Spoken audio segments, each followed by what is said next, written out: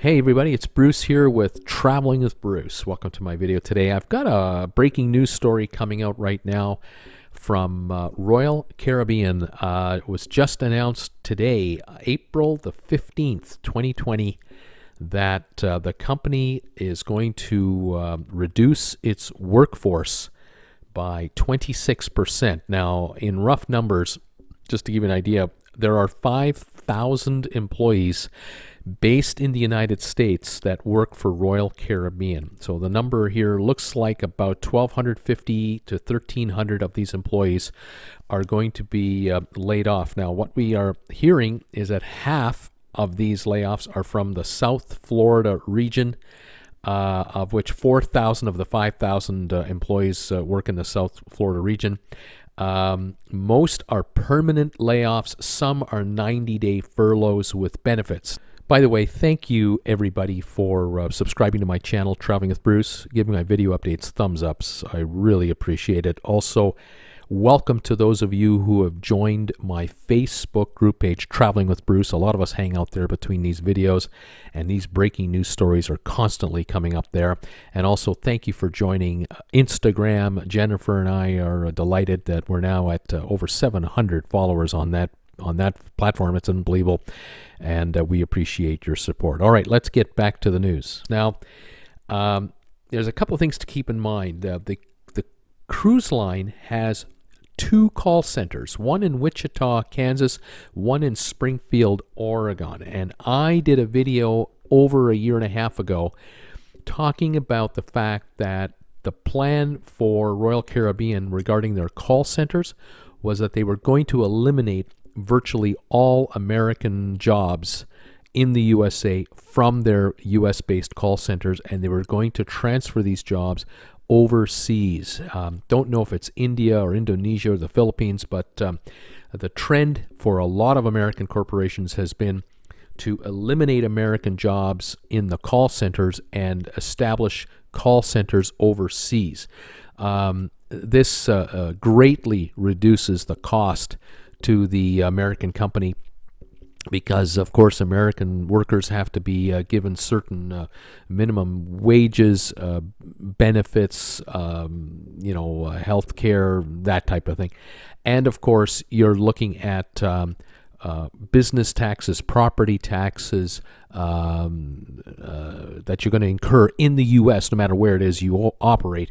Obviously, you can always hold a carrot out to a city or a town or a state and say, "Hey, look, we're going to create 1,000 jobs in your state. We're considering 4 different states. The winning state gets 1,000 jobs, and those, the state that gives us the most perks will take."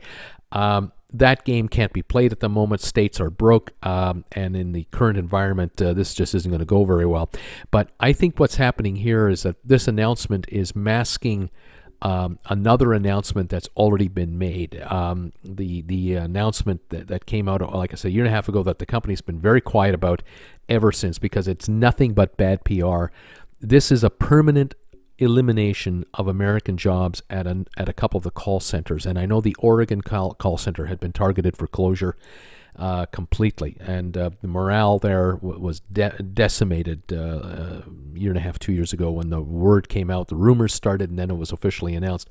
And so here's I think the completion of that. Perfect timing to do it, because in the middle of this worldwide pandemic, what a perfect time to announce layoffs due to slow business and not bring these jobs back. So of the 1,250, I don't know how many are call center jobs. I don't know how many are others.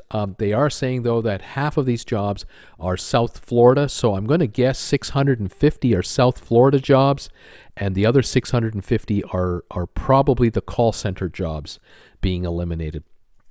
And don't look for them to come back. Those who are going to be furloughed, again, I'm going to guess most of them will be the South Florida people. They will be literally still given benefits to sort of, draw unemployment and wait it out. But it's at least a 90-day furlough, this being April the 15th. So we're looking at May, June, July to the middle of July minimum. And that could be extended depending on just how things are going here. And, there you have it. Now, other news on Royal Caribbean was that they had, with great fanfare, announced about 6 months ago the construction of a brand new corporate office in Miami, $300 million headquarters. That was stopped in its tracks back in March, a little over a month ago, because, again, the company is on a major cost reduction program. They also eliminated 1,100 contracts with independent contractors. That was the first thing they did. They did that back in February. And so the cruise line has been systematically doing what they have to do to survive, and that is cut instant expenses of money and commitments of expenditures going forward. The cruise line did announce that they could, they estimate, eliminate $2+ billion in expenses over the next year by just delaying and deferring projects, on top of the fact that they can raise capital from bond markets. And they have been doing just that. So the cutbacks continue at Royal Caribbean. The CDC is telling cruise lines, don't even think about cruising at all until the latter part of July, around the 25th or so.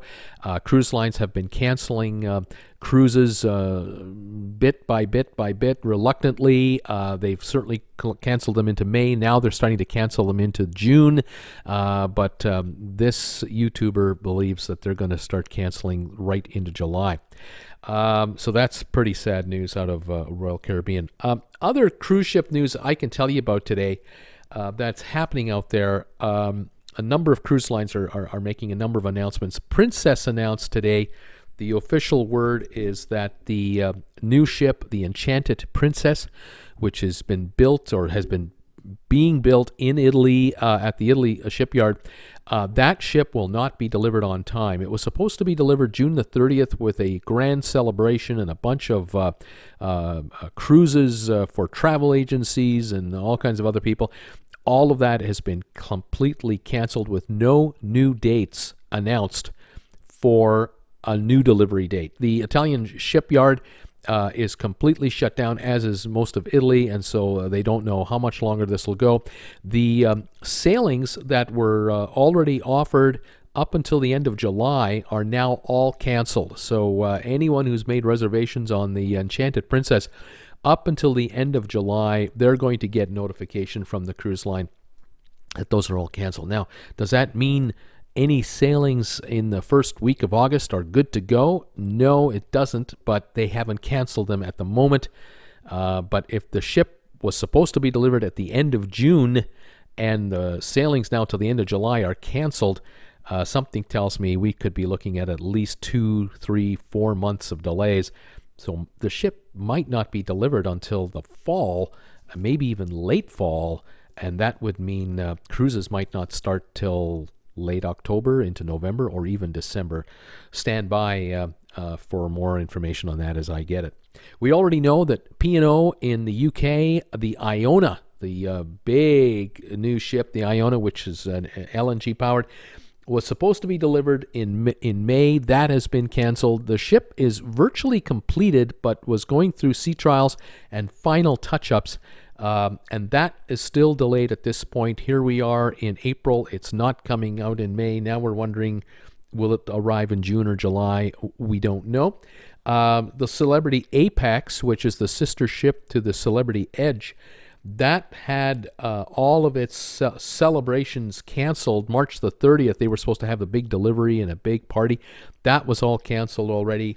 And we know that the ship has quietly been delivered to the cruise line, but without fanfare. And of course, the ship is anchored or moored off the shore. It's not even running anywhere with any passengers. Had not yet had a paid passenger on board, and we don't think that I don't think that ship will have a paying passenger until at least August, the way things are going. But we'll stand by for more updates. And the last cruise line I'll mention to you today, Holland America.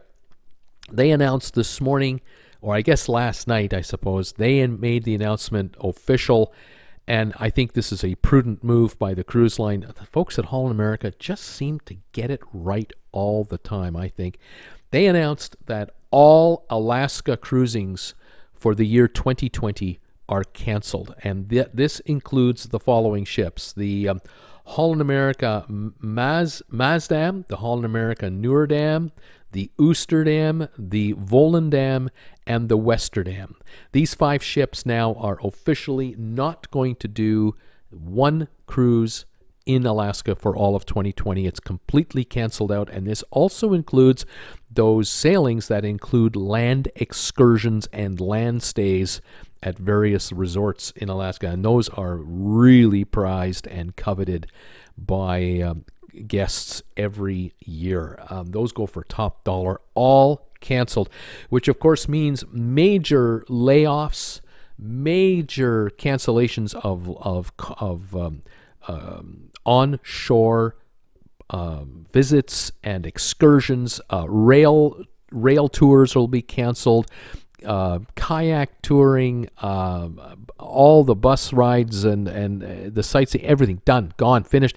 The estate of Alaska this year is going to experience one of its most major cutbacks in its history for tourism, unfortunately, because I think every cruise line will systematically follow Holland America's lead one by one by one, because at the moment, with Canada not allowing cruise ships into its ports until July 1 at the moment, that stopped half of the cruises, and now the CDC stepping in and saying third week of July minimum for no sailing for U.S. ports. That cancels July. Now you've lost 2/3 of the Alaska season. I cannot see the cruise lines even bothering to attempt to move forward. As I mentioned yesterday or day before yesterday, Norwegian, they took 1 ship out of Alaska already. They're going from 4 ships to 3 ships.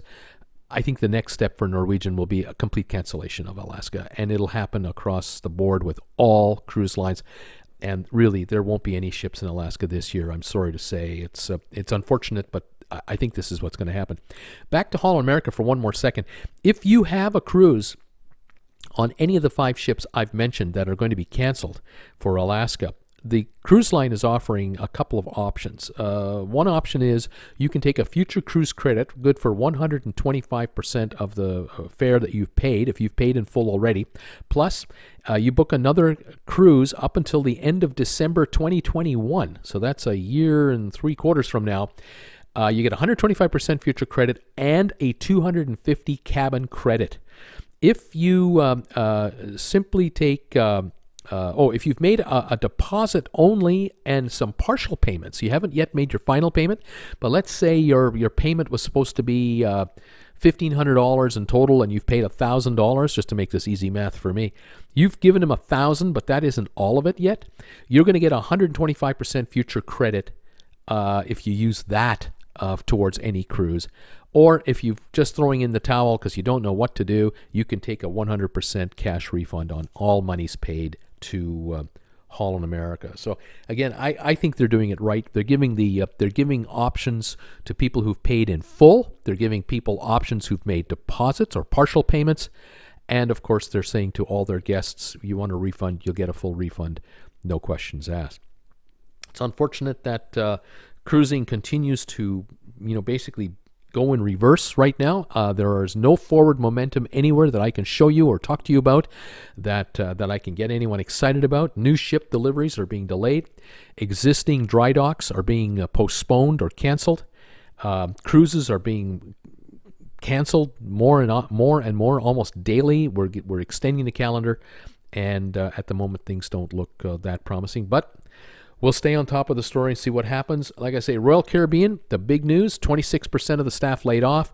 Don't be surprised. Other cruise lines are going to follow suit behind Royal Caribbean. And don't be surprised if this is only the first in a series of layoffs for Royal Caribbean, because I have a strong suspicion that only 600 of the 4,000 South Floridian jobs are being put on a furlough.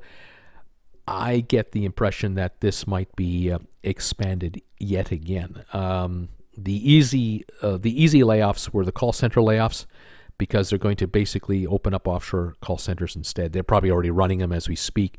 But the hard layoffs are coming, and that's the South Florida jobs at head office. And again, don't be surprised if Carnival, Norwegian, MSC, Disney, they'll all start coming out with hard announcements where employees will basically be forced to move over to the unemployment line for unemployment benefits. The U.S. government is not bailing out the cruise lines, and so the cruise lines cannot retain these people on staff. Even though they're Americans paying American taxes, the corporation they work for is not a U.S. corporation, and so there's no sympathy and there's no political cover for the cruise lines to get bailout money from the U.S. government. And so these folks will pay the price, and there are tens of thousands of others who are working for these cruise lines as Americans paying American taxes, and they're going to likely suffer temporary furloughs or longer-term layoffs. We just don't know how long it'll last. Hopefully it'll be sooner rather than longer, but we don't know. All right, that's it from me. Thank you for joining me. This is Bruce with Traveling with Bruce. We'll keep you updated on future news as we get it. Please stay warm, stay safe, stay healthy. We'll talk to you later, everybody. Bye for now.